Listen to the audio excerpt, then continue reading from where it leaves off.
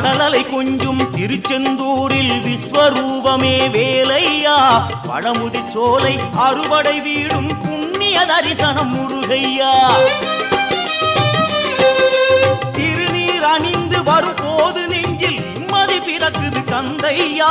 சுகனே சிவனார் மகனே உன்னை பாட பாட சுகமாகுதையா வேல் முருகா